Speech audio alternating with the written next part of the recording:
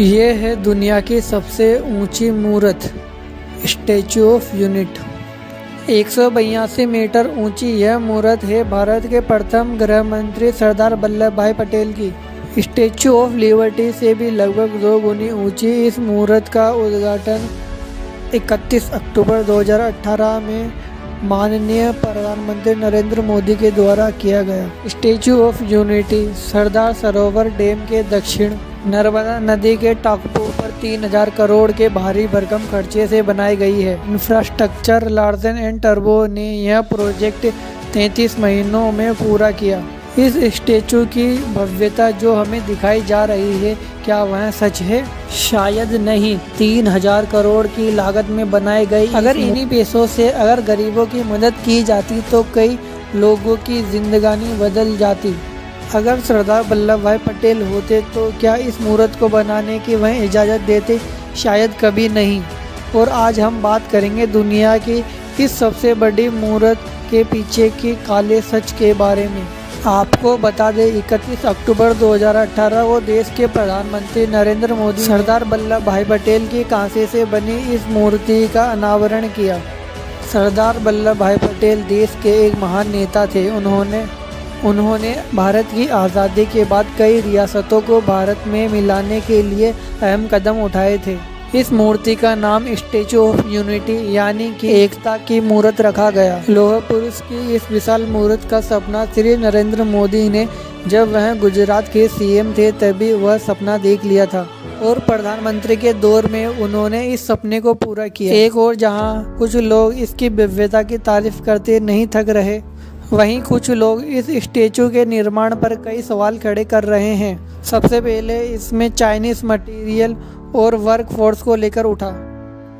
आपको बता दें कि इस मूर्ति को बनाने के लिए लोहा पहले एक अभियान चलाया गया था जिसके अंदर भारत के सभी लोगों को जो फालतू के कबाड़ का लोहा था उसको इकट्ठा कर बनाया जाना था, परंतु यह संभव नहीं हो पाया गया।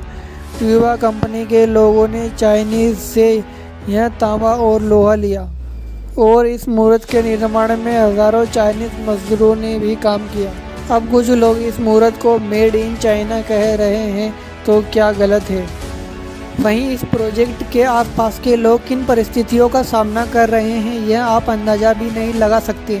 इनसे लगभग 75,000 लोग प्रभावित हुए हैं और इस प्रोजेक्ट के लिए जिन किसानों से ज़मीनें ली गई उनको अभी तक मुआवजा भी नहीं मिला है। 6 लाख की आबादी वाले इस डिस्ट्रिक्ट में एक भी ऐसा अस्पताल नहीं है जहां आईसीयू जैसी सुविधा हो। यहाँ की 85% की महिलाएं कुपोषण का शिकार हैं।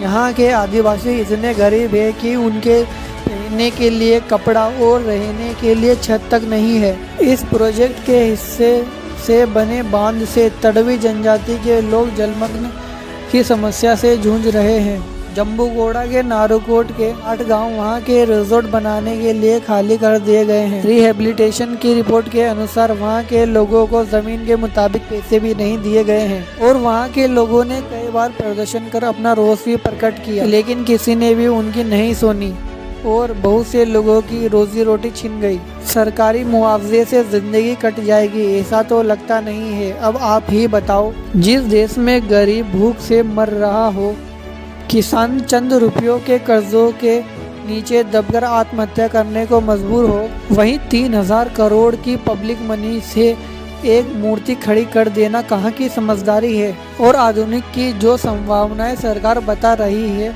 उसके अनुसार आरओ यानी कि रिटर्न ऑफ इन्वेस्टमेंट को लेने के लिए कई साल लग जाएंगे। ये एक ऐसा विकास है जहाँ पर एक मूर्ति के लिए हजारों रुपए करोड़ों खर्च कर दिए जाएं। वहीं बहुत से लोग रोटी कपड़ा मकान के लिए तरस रहे हैं।